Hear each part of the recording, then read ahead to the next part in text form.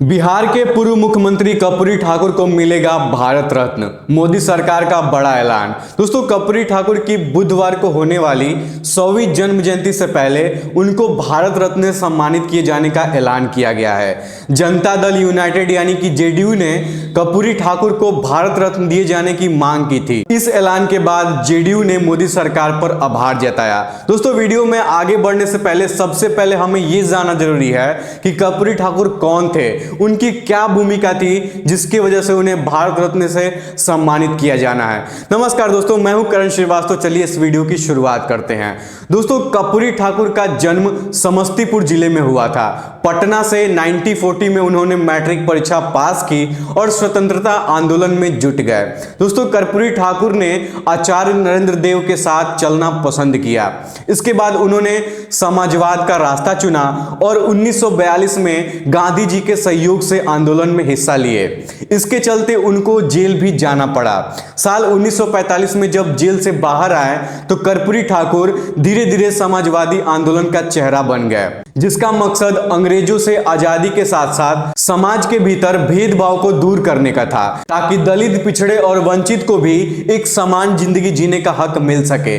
दोस्तों, कर्पूरी ठाकुर 1952 में ताजपुर विधानसभा से सोशलिस्ट पार्टी के उम्मीदवार के तौर पर जीतकर विधायक बने थे। 1967 में बिहार विधानसभा चुनाव में कर्पूरी ठाकुर के नेतृत्व में संयुक्त सोशलिस्ट पार्टी की बड़ी ताकत बनकर उभरी थी, जिसका नतीजा था कि बिहार में पहली बार गैर कांग्रेस पार्टी की सरकार बनी थी। महामाया प्रसाद मुख्यमंत्री बने तो कर्पूरी ठाकुर उप मुख्यमंत्री बने और उन्हें शिक्षा मंत्रालय का कार्य सौंप दिया गया। दोस्तों, कर्पूरी ठाकुर ने शिक्षा मंत्री रहते हुए छात्रों की फीस को माफ कर दिया था और अंग्रेजों की अनिवार्यता भी खत्म कर दी थी।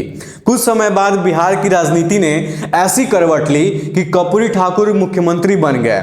उसी दौरान 6 महीने तक सत्ता में रहे। उन्होंने उन खेतों पर मालगुजारी खत्म कर दी। मालगुजारी का मतलब होता है कि टैक्स लगाना या फिर कर लगाना, जिससे किसानों को कोई मुनाफा नहीं होता था। साथ ही 5 एकड़ से कम खेत जोतने पर टैक्स को खत्म कर दिया गया और साथ ही उर्दू को राज्य की भाषा का भी दर्जा दिया गया। इसके बाद उनकी राजनीतिक ताकत में जबरदस्त इजाफा हुआ और कर्पूरी ठाकुर बिहार की सियासत में समाजवाद का एक बड़ा चेहरा बन गए। उन्होंने मंडल आंदोलन में भी पहले मुख्यमंत्री रहे और पिछड़ों को 27% आरक्षण भी दिया। दोस्तों, लोकनायक जयप्रकाश नारायण और राम मनोहर लोहिया उनके राजनीतिक गुरु थे।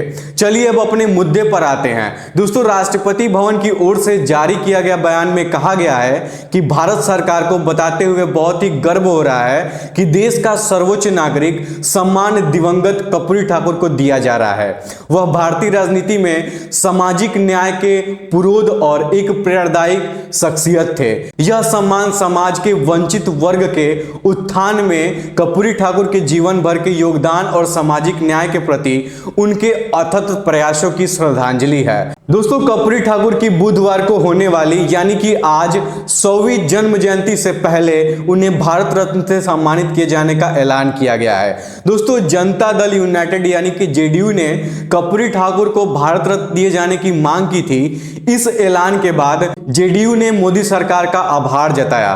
कर्पूरी ठाकुर के बेटे रामनाथ ठाकुर ने कहा कि हमें 36 साल की तपस्या का फल मिल रहा है।